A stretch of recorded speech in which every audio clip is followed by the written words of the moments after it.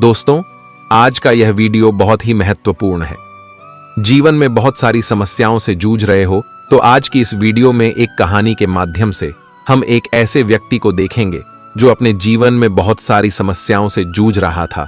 उसे लगता था कि मानव जीवन बहुत कष्टदायक है।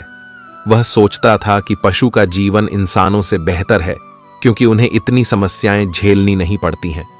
हम इंसानों को सदा चिंताएं सताती रहती हैं और वे आनंद से जीवन जीते हैं। एक दिन वह मार्ग में बहुत तेजी से आगे बढ़ रहा था। तभी अचानक वह दूसरे व्यक्ति से टकरा गया। इस पर वह दूसरा व्यक्ति क्रोधित होकर कहता है, अरे जानवर हो क्या, तुम्हें दिखाई नहीं देता? एक सांड की तरह लगातार आगे बढ़ते जा रहे हो। इस पर वह पहला व्यक्ति कहता है, काश आप जो कह रहे हैं वही सत्य होता, लेकिन दुर्भाग्यवश मैं एक मनुष्य हूं। उस पहले व्यक्ति के मुख से यह सुनकर उस दूसरे व्यक्ति का क्रोध शांत हो गया।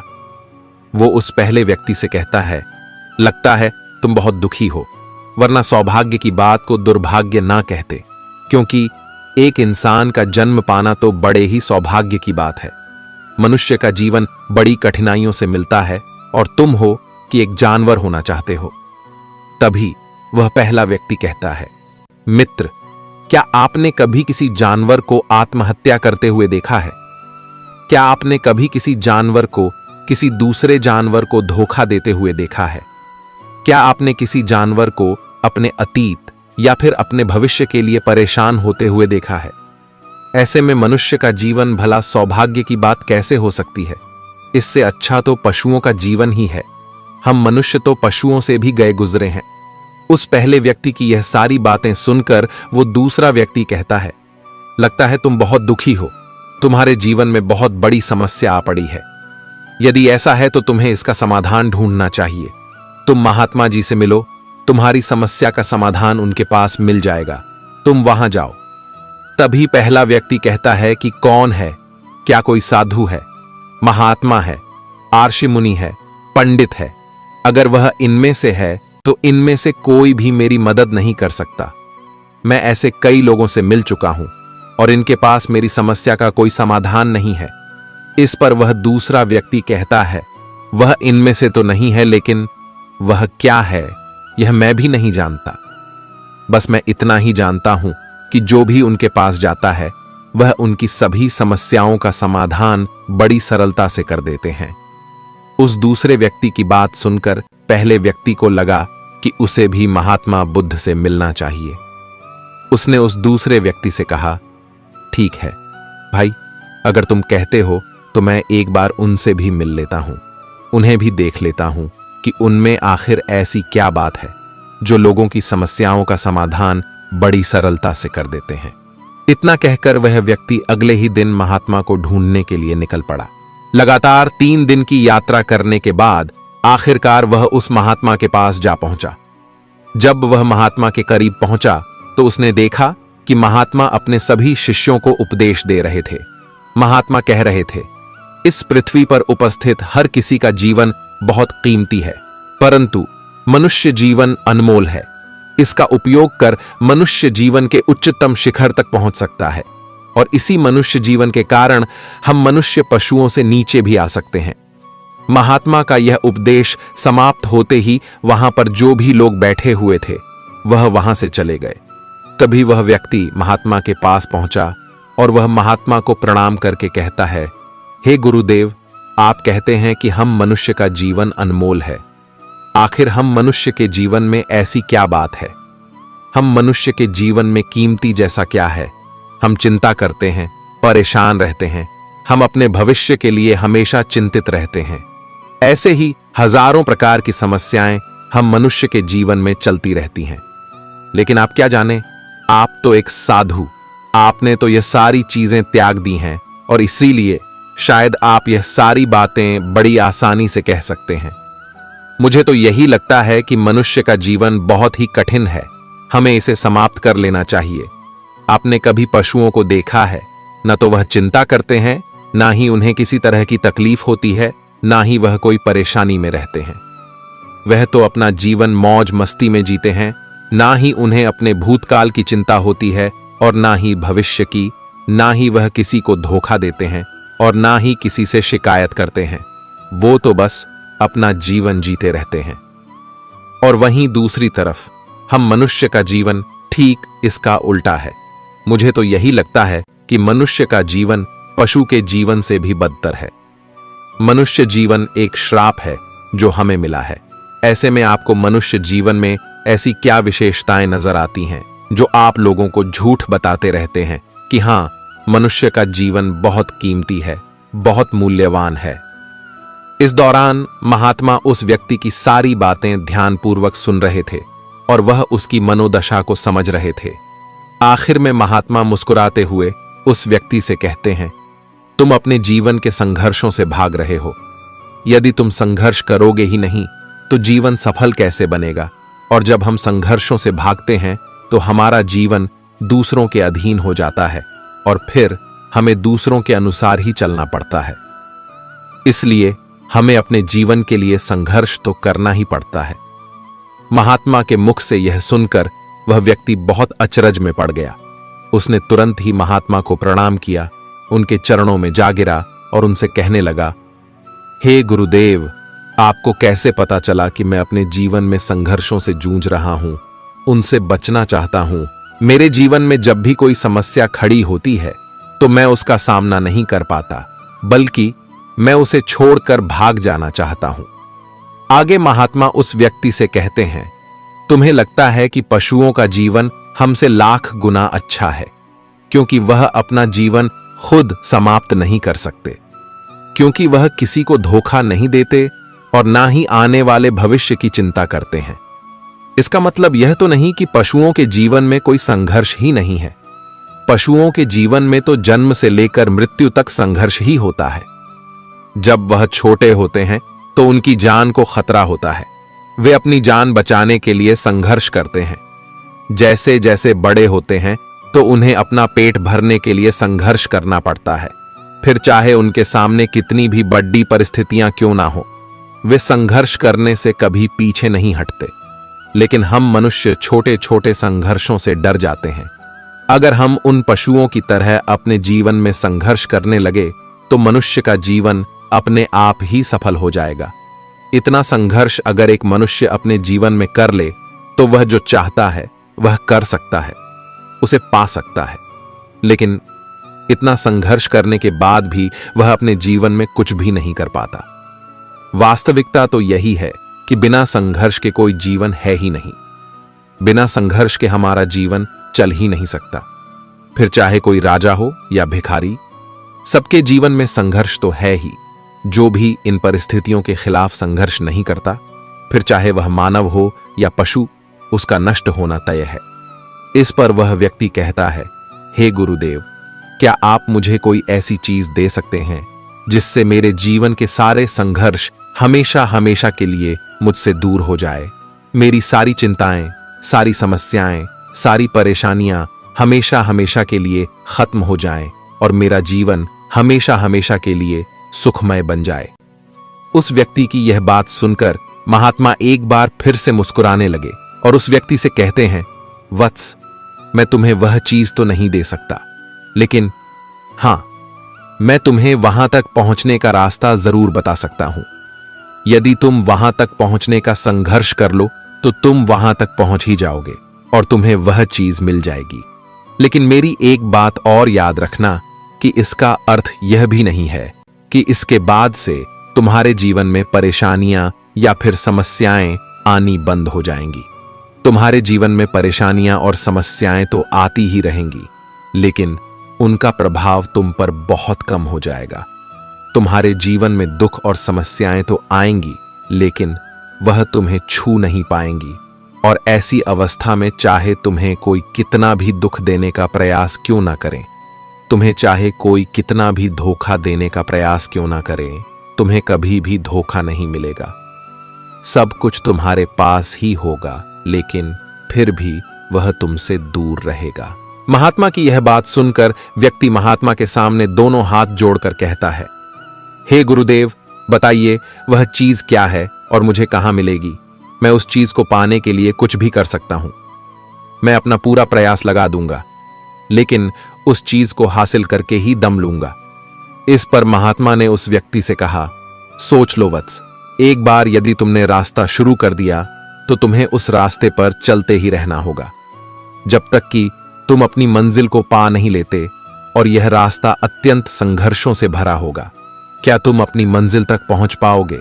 इस पर व्यक्ति कहता है, आप मुझे वह मार्ग बताइए, मैं उस पर चलूंगा, मैं अपनी अंतिम सांस तक संघर्ष करूंगा, लेकिन उस चीज को हासिल करके ही दम लूंगा।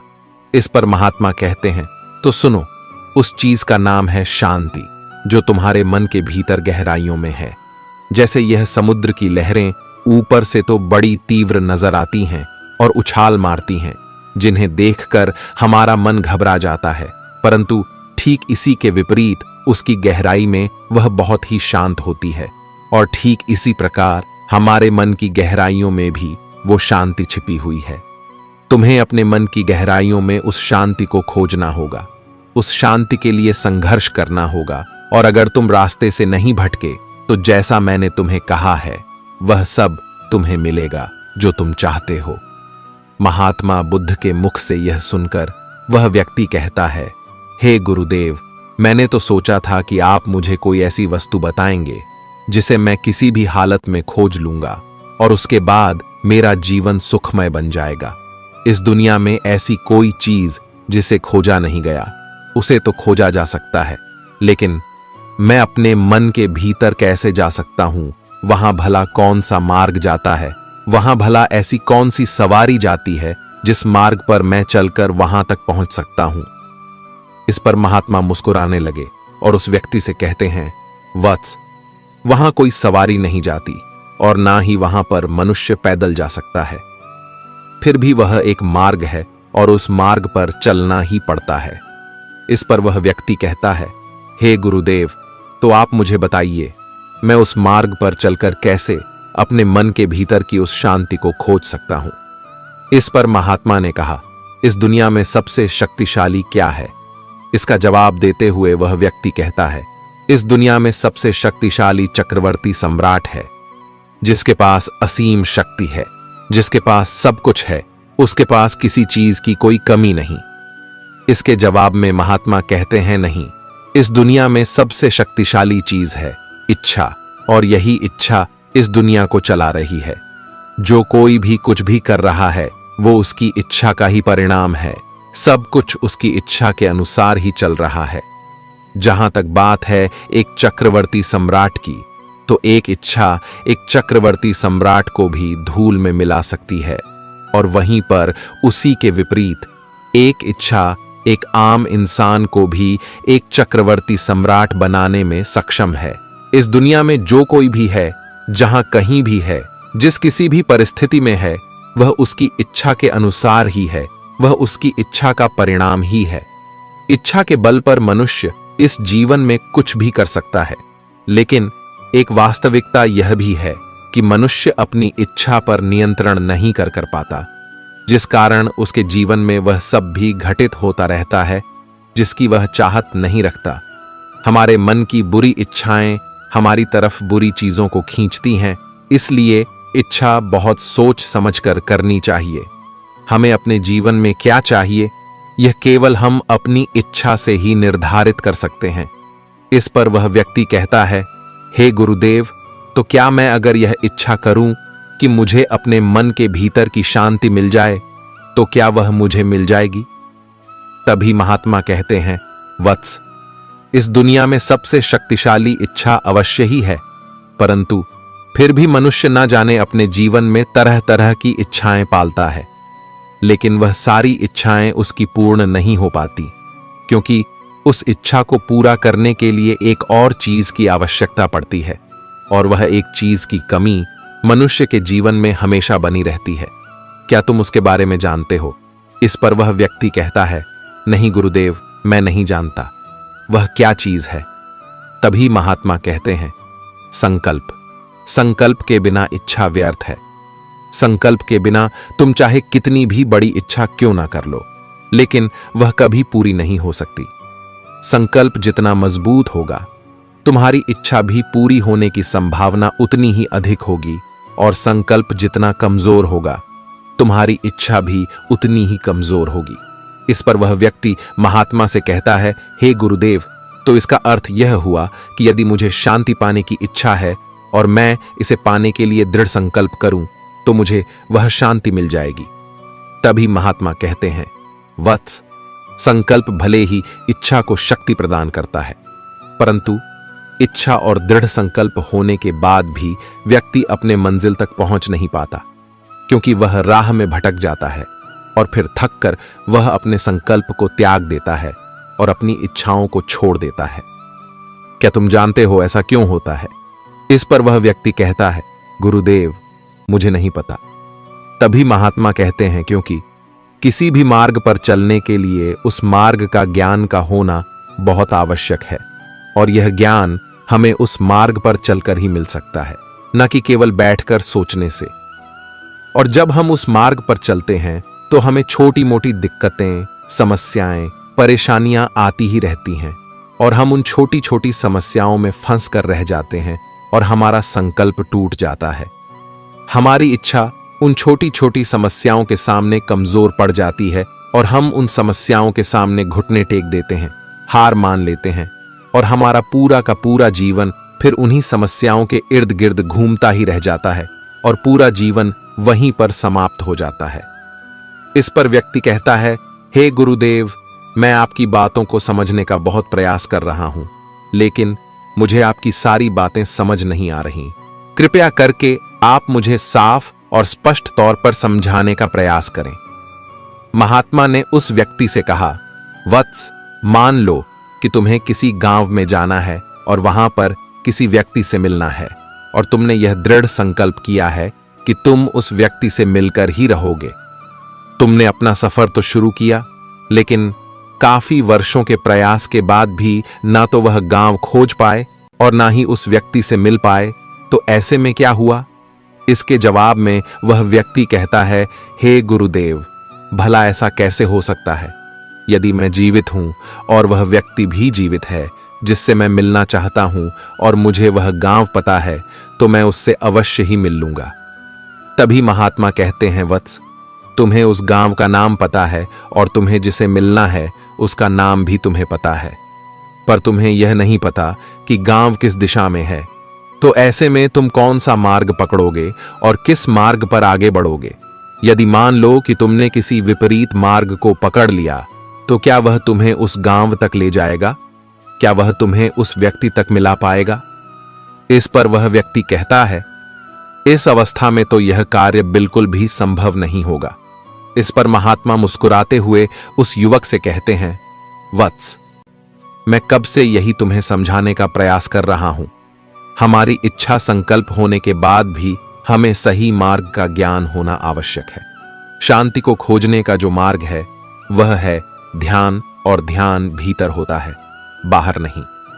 जब तुम अपने भीतर की शांति को खोजने के लिए ध्यान के मार्ग पर आगे बढ़ोगे, अपनी इच्छा की पूर्ति के लिए तुम उस मार्ग पर आगे की ओर बढ़ते चलोगे, तो हो सकता है कि तुम्हारी राह में छोटी छोटी मुसीबतें, दिक्कत या तकलीफ आए, लेकिन तुम्हें उन समस्याओं का सामना करना ही पड़ेगा।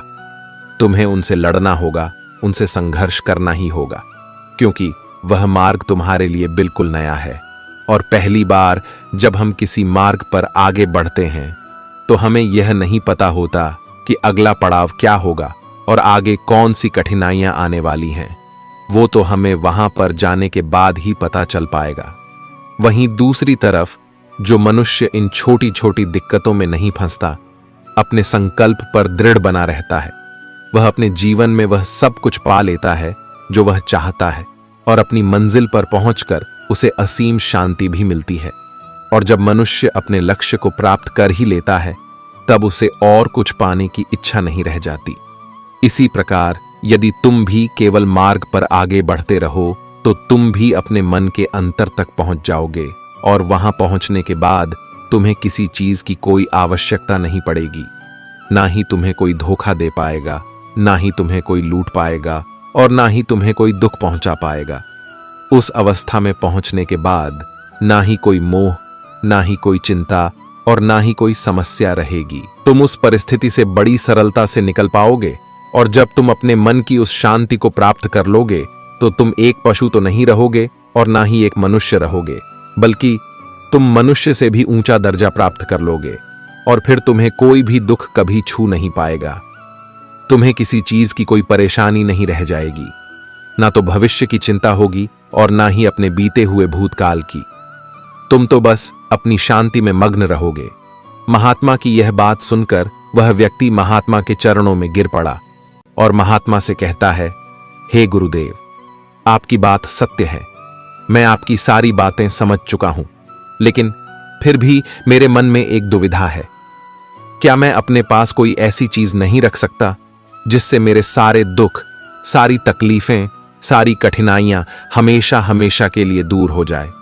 इस पर महात्मा मुस्कुराते हुए कहते हैं, वत्स, यदि तुम बाहरी दुनिया से कुछ अपने पास रखना चाहते हो तो तुम उस शांति को पाने का प्रयास छोड़ ही दो, क्योंकि तुम कुछ ऐसा पाना चाहते हो जिससे तुम्हारी समस्याएं कभी समाप्त नहीं होंगी, बल्कि और बढ़ती चली जाएंगी, क्योंकि तुम्हारी समस्याओं का समाप्त होना संभव ही नहीं हो पाएगा।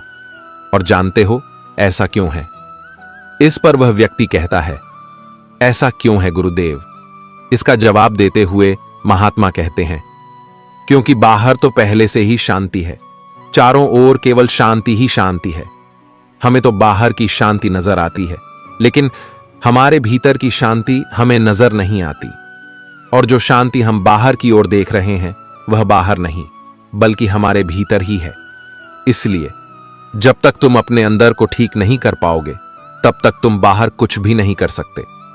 जब तक तुम्हारे भीतर सब कुछ ठीक नहीं होगा, तब तक बाहर कुछ ठीक नहीं कर पाओगे। इतना कहकर महात्मा शांत हो गए और वह व्यक्ति महात्मा की बातों पर विचार करने लगा। उसके पास महात्मा के बताए गए रास्ते के अलावा और कोई मार्ग भी नहीं था।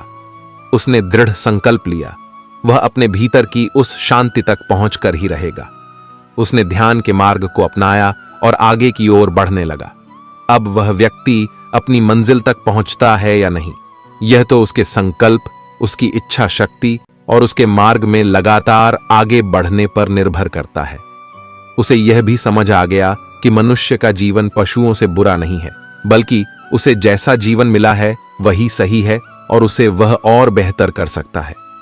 यदि आप जीवन की चिंता पर विजय पाना चाहते हैं तो इस लम्हे में जिए, हर सांस में जिए। जो व्यक्ति जितना अधिक सोचता है, चिंता करता है, वह उतना ही दुखी हो जाता है। दुनिया में आज ऐसे लोगों की संख्या बहुत बढ़ गई है जिनकी नींद कम हो गई है।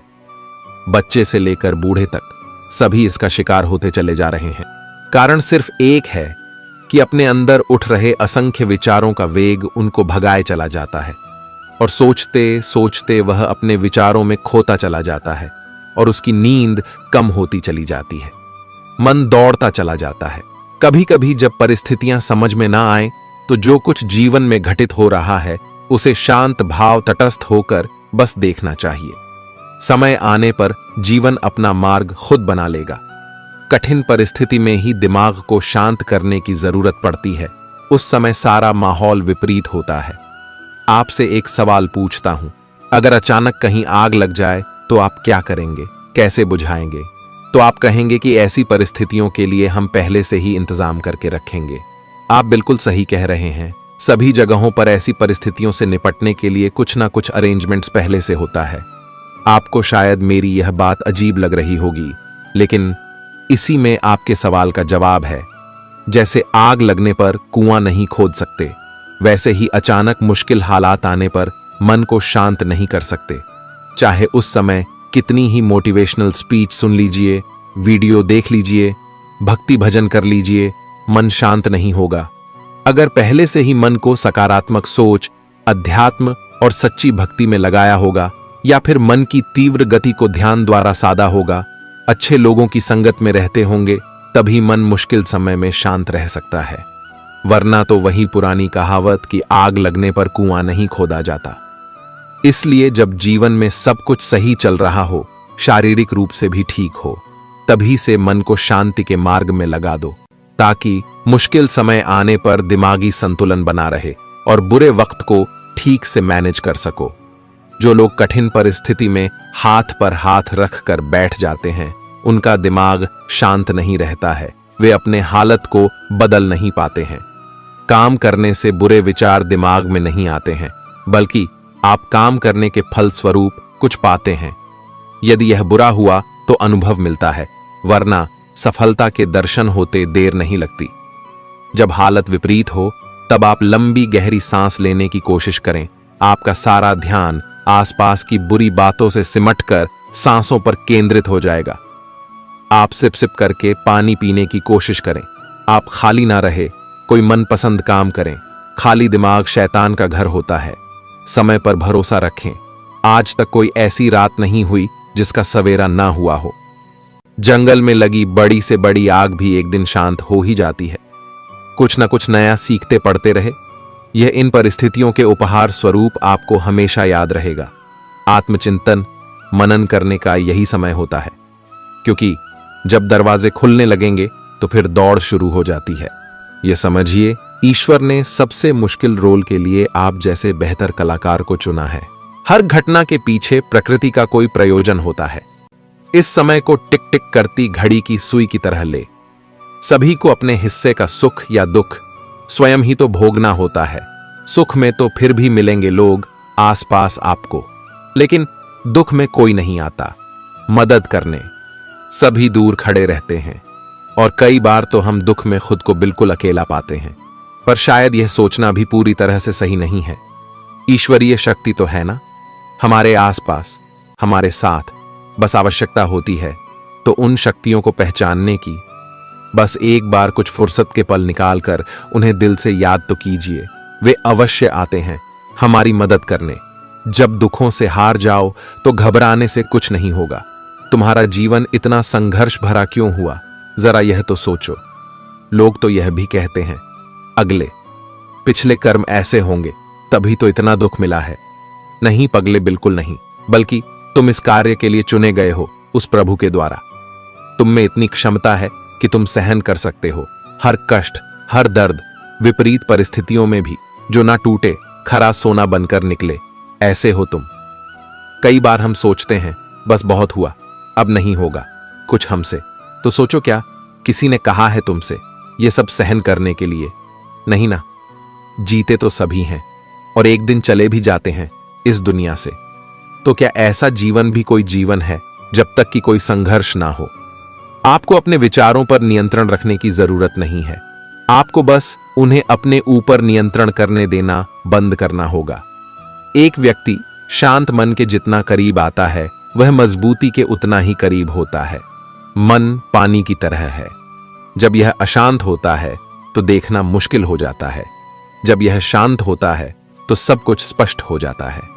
अपनी आंखें बंद करें कुछ देर के लिए और अपना दिमाग चालू करें, क्योंकि वहां एक शांत भूमि है जो आपकी उपस्थिति का इंतजार कर रही है। कभी कभी समुद्र के शांत होने की प्रतीक्षा करने का समय नहीं होता है। यदि आपको अपने लक्ष्य तक पहुंचना है तो अपनी यात्रा शुरू करें और तूफान को अपना रास्ता बनने दें। धैर्य प्रतीक्षा करने की क्षमता नहीं है। धैर्य का अर्थ है शांत रहना, चाहे कुछ भी हो जाए। इसे सकारात्मक विकास के अवसरों में बदलने के लिए लगातार कार्यवाही करना और यह विश्वास रखना कि जब आप प्रतीक्षा कर रहे हो तो अंत में सब कुछ ठीक हो जाएगा। जब आप आंतरिक शांति का अनुभव करते हैं तो आप स्वीकार करते हैं कि आप कौन हैं। आपकी ताकतें, खामियां, इच्छाएं, सपने, वह सब कुछ जो आपको विशिष्ट रूप से आपको आप बनाता है।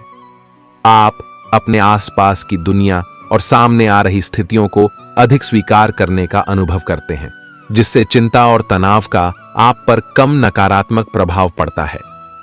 सामने खड़े व्यक्ति की उम्र और बुद्धि से किसी के मन की बात पता लगाना संभव नहीं है। मन की बात सिर्फ प्यार और सहानुभूति से ही जानी जा सकती है।